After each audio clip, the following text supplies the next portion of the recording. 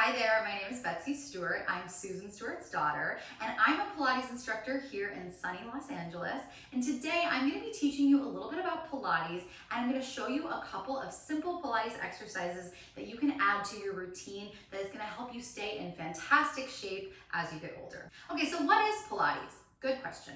Pilates is an exercise modality that was created and developed by a man named Joseph Pilates while he was being held in an internment camp during World War I. After the war, he brought his method, which was called contrology at the time, over to America, where it became popular, particularly with the dance community, because it aligned so well with their cross-training and injury prevention needs. And then it just sort of blossomed from there. So what are the benefits of Pilates? A lot of people think, oh, Pilates is going to make me more flexible, and that's true, but that just barely scratches the surface. In Pilates, we are strengthening your entire body in a balanced way. So not only are we strengthening your big primary mover muscles like your quads and your hamstrings, but we're also strengthening your smaller stabilizer muscles like your gluteus medius, your deep core, your serratus anterior. These muscles are very important, but they're often a little bit weak, a little overlooked. They like to kind of take the day off and let the big muscles kind of take over for them and overcompensate. So our bodies are usually a little bit out of balance, out of whack. In Pilates, we bring the body back into balance so that it can move efficiently and move without pain or injury. And it just makes everything better. So here are a few of my favorite Pilates exercises that you can incorporate into your routine as you see fit. Maybe it's a couple days a week, maybe it's every day if you're feeling really good, and you're gonna see some of those benefits of Pilates and you are going to look and feel your very best. All right, so our first exercise is one of my all-time favorites. It's a bridge. It's a fabulous exercise for pretty much everyone. I think like everyone should do this exercise every single day. It's gonna help mobilize the spine, which is so important as we age. We don't wanna get stiff. It strengthens the glutes and the hamstrings. It challenges the core and it stretches the hip flexor. So you get a lot of bang for your buck here. We're gonna start on our backs with our feet hip width distance apart, arms long by our sides. We're gonna take a nice big inhale to prepare. On our exhale, we're gonna stand down into the feet. We're gonna tuck the tail and we're gonna roll the hips off the mat, lifting them up to the sky, moving one bone at a time. Pause at the top, take a nice big inhale, and then use your exhale to roll back down one bone at a time. Upper back comes to the mat, then mid back, then low back, then sacrum. We'll do that a couple more times. Exhale, tuck the tail, roll the hips up. Quick form check here. Make sure your ribs aren't splaying open to the sky. We're gonna keep the front ribs pulling together and down. And also find a slight tuck of the tail so we're not arching the back here. Think of keeping your low back really long. And then to get that nice juicy glute and hamstring work, I want you to imagine like you're trying to drag your heels back towards your butt without actually moving your feet. So it's like a little isometric pull here. And then again, we just mobilize that spine. We roll down one bone at a time. I'll show you this a couple more times. I recommend about 5 to 10 of these a day, kind of depending on how your body feels. You could literally do this when you wake up in the morning, before you go to bed, during your workouts, whenever it is.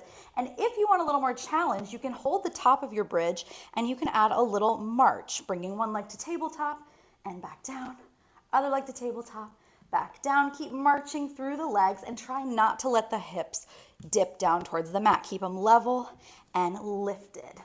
Next up, we have dead bug. This is a really effective core exercise, and you don't have to lift your head and chest off the mat like you do with a lot of traditional ab work, which sometimes can make our neck a little cranky, or for people with osteoporosis might not be the best choice. So this is a great exercise. Again, start on our backs. We're gonna have our legs in what we call a tabletop position. Knees over hips, heels roughly in line with your knees. You have that nice 90-degree angle bend in the legs. And then we're gonna reach the arms up to the sky. I like to go palms in. So keeping our rib cage and our tailbone really heavy on the mat, we're gonna reach our right arm back and our left leg forward. And then we're gonna bring that arm and leg back in. And we'll alternate here. So opposite arm, opposite leg. It's okay if this is like a little bit of a coordination challenge. That's part of the point. We're connecting our brain to our body.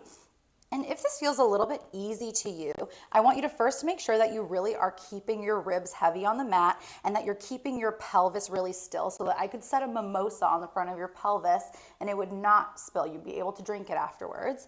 And then if those things are happening for you, then you can send your legs a little bit lower Or you could even curl your head, neck, and chest up if that feels okay, and do the same thing with a little chest lift. Ooh, that's a burner. And for this one, again, I think about 5 to 10 reps on each side is perfect. This next exercise is actually a series, and if I had to pick, it would probably be my all-time favorite series in all of Pilates. It's super effective. It's gonna make you feel muscles that you maybe didn't even know you had or haven't felt in a while, and you get to do it all lying down on your side. So what can beat that? So this is called side lying leg work. So we're gonna start in the fetal position here, heels in line with your butt, knees are stacked, hips are stacked, shoulders are stacked.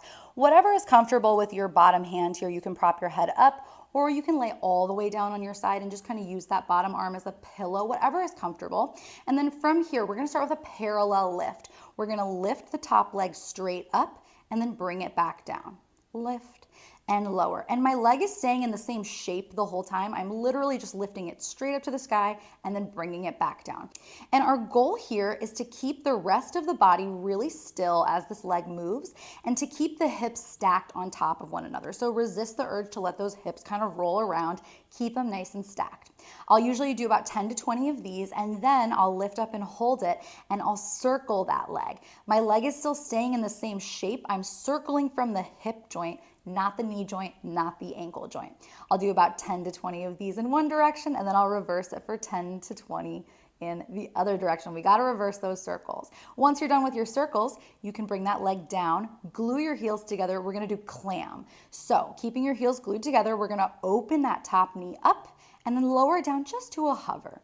Open and close. And as that knee opens, I want you to push your top hip forward to resist that urge to kind of roll those hips around. Pushing that hip forward is going to help you stabilize, and it's going to get you that nice work in that glute medius, which is a really important stabilizer muscle. So enjoy that burn. So as we get older, we really want to do weight-bearing exercises so that we're building bone density. And we also want to be working on our balance, because that's just something that as we get older, if we don't work on it, it just starts to go.